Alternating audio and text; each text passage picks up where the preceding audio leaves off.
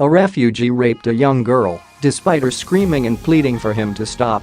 However, the rapist was only given community service for his heinous crime after the liberal judge uttered one ridiculous word. For the over 1,400 years, Muslims have perpetuated a cycle of conquests of non-Muslim nations, either through mass slaughter as their prophet modeled, or by mass migration, as the West is discovering today. Unfortunately, modern liberals haven't learned from history, and Europe is caving to the demands of this tiny yet steadily growing demographic. Through decades of liberal immigration policy, Sweden sought to become the epitome of European diversity and tolerance, opening their borders to migrants, most of who emigrated from Islamic countries. Now, not only is Sweden considered the rape capital of the West due to the sexual assault disproportionately committed by Muslim migrants, it's still showcasing the devastating results of appeasing Islam, even while it's still the minority. A 19-year-old Afghan refugee, who remains unnamed due to Swedish censorship laws, was recently sentenced for the stomach-churning rape of a 14-year-old girl. Despite repeatedly raping the girl, ignoring her screams to stop, and even threatening to kill her unless she began wearing the hijab, he was sentenced to a paltry 180 hours of community service because the Gothenburg District Court judge ruled that the migrant rapist may have had trouble refraining from sexual assault because he is awkward and merely showed a lack of attention to the girl's will, according to Fria Titer. In a criminal case that has rocked Sweden, the rape charges were reduced by the court to sexual abuse of a child, sexual exploitation of a child, and harassment, despite the migrant repeatedly raping the girl and sending her death threats for refusing to adhere to Sharia law. In addition to the reduced charges, the court tried the Afghan as a minor solely because he claimed to be 17 at the time of the rapes, which is the typical excuse of adult male migrants charged with crimes. In the winter of 2016, the Afghan met up with the 14-year-old girl at a home in Norrköping after the pair conversed online. When the girl fell asleep, the migrant sexually assaulted her for the first time, penetrating her with his fingers before the girl told him to stop. In December 2016, the Afghan attempted to blackmail the girl, ordering her to have sex with him.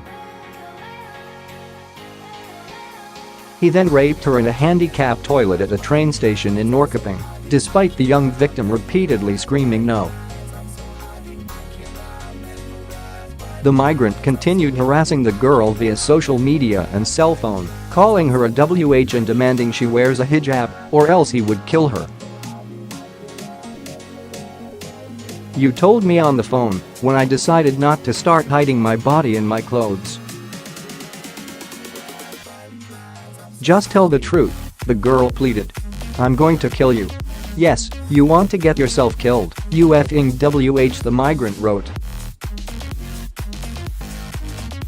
"You are going to die. That's the truth." She continued to reject his demands and live in fear until finally going to the authorities. Unfortunately, like many non-Muslim Swedes, she would come to find how incompetent and blatantly corrupt the Swedish government has become. However, the court also chose to ignore the migrant's blackmail and subsequent rape of the girl in the public bathroom, allowing him to avoid prison and deportation. He was ordered to complete 180 hours of community service and pay the girl $7,349 in damages. The Quran is clear in its endorsement of rape of non-Muslims, as the Prophet Muhammad modeled when he made sex slaves of unbelieving girls. Of course, the Quran also illustrates that because men are superior to women, they should order them to wear the hijab, lest they are sexually assaulted. As for those women who disobey, Allah commands that men beat them into submission. Quran 33:59, O Prophet, Tell thy wives and daughters, and the believing women, that they should cast their outer garments over their persons, when abroad, that is most convenient, that they should be known, as such, and not molested. And Allah is oft forgiving, most merciful. Quran 4:34, men are in charge of women, because Allah hath made the one of them to excel the other, and because they spend of their property, for the support of women. So good women are the obedient, guarding in secret that which Allah hath guarded. As for those from whom ye fear rebellion, admonish them and banish them to beds apart, and scourge them. Then if they obey you, seek not a way against them. The West is welcoming in an ideology and culture that invokes supremacy over all other religions and laws, and advocates for the most inhumane violence and oppression.